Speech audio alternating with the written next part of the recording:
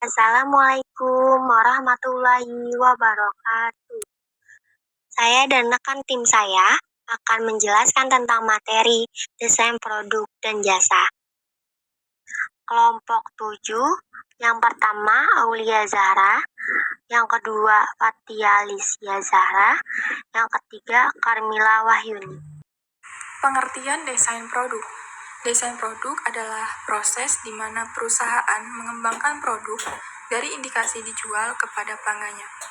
Desain jasa merupakan tantangan karena umumnya mempunyai karakteristik yang unik. Konsep produk dan jasa. Tawarkan produk jasa yang dapat memuaskan, dapat berupa barang atau jasa. Kemudian pelanggan membeli kepuasan, bukan produk atau jasa suku cadang. Mengevaluasi statistik bisnis, menentukan strategi perusahaan, dan terakhir membuat rencana untuk tahun berikutnya. Kehidupan produk secara garis besar. Yang pertama, tahap perkenalan atau introduction. Tahap perkenalan merupakan tahap awal dari kehidupan produk. Pada tahap ini, tentu saja produk belum dikenal oleh masyarakat sehingga itu menjadi tugas utama perusahaan untuk memperkenalkan produk secara intensif melalui iklan atau promosi lainnya. Dalam tahap ini, perusahaan juga masih mengeluarkan sangat besar untuk penelitian, pengembangan, dan kegiatan lainnya. Kedua, tahap pertumbuhan atau growth. Tahap ini, produk sudah mulai dikenal oleh masyarakat. Penjualan meningkat dengan pesat sehingga terjadi over demand atau permintaan lebih besar daripada penawaran. Tahap ini juga menarik perhatian para persaingan dan memancing pemain baru untuk memasuki pasar. Hal ini harus diperhatikan oleh perusahaan. Ketiga, tahap kejenuhan atau maturity.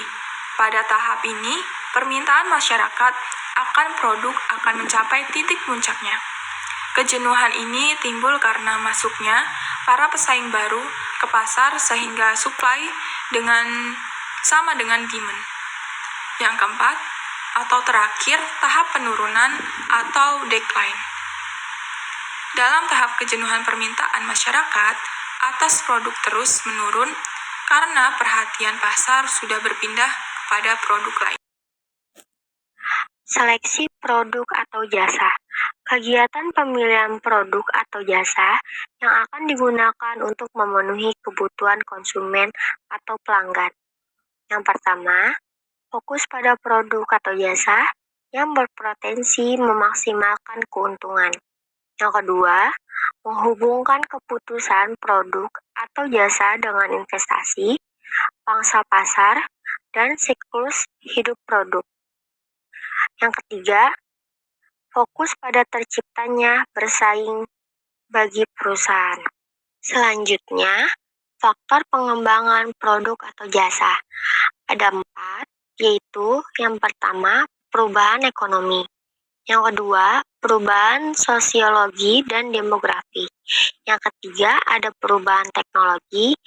Yang keempat, perubahan politik dan perubahan lain seperti dinamika pasar, standar profesi, pemasok, dan penyalur. Selanjutnya, ada teknik brainstorming. Teknik brainstorming adalah teknik untuk membangkitkan ide kreatif pada subjek, khusus umumnya dalam bentuk tim, hingga menghasilkan keputusan produk atau jasa baru.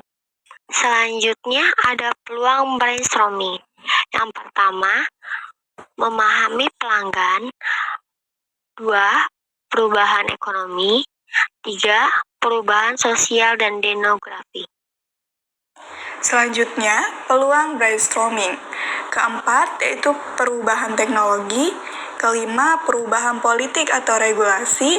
Dan keenam, perubahan lain. Selanjutnya, ada strategi pengembangan produk. Di sini terbagi menjadi 2, yaitu eksternal dan internal. Pertama, kita akan lihat dari eksternalnya dulu. Strategi pengembangan eksternal yaitu ada aliansi, joint venture, membeli teknologi atau keahlian dengan mengambil ahli pengembangan. Sedangkan kalau internalnya, perpindahan dari produk yang ada sekarang, peningkatan produk yang ada, dan produk baru yang dikembangkan secara internal. Desain jasa. Menurut Scholder, jasa adalah sesuatu yang diproduksi dan dikonsumsi secara bersamaan. Sedangkan menurut Heiser, jasa sebagai sesuatu yang termasuk di dalamnya perbaikan dan perawatan, pemerintah, restoran dan penginapan, transportasi, asuransi, perdagangan, keuangan, pendidikan, hukum, kesehatan, hiburan, dan profesi lainnya. Jasa memiliki karakteristik yang unik untuk didesain. Desain dan penyerahan produk jasa melibatkan interaksi dengan konsumen atau pelanggan. Kita lihat di sini ada 5, yaitu lini pelayanan yang ditawarkan, kedua ketersediaan pelayanan, ketiga pertimbangan desain jasa, keempat tingkat pelayanan, dan terakhir yaitu garis tunggu dan kapasitas pelayanan.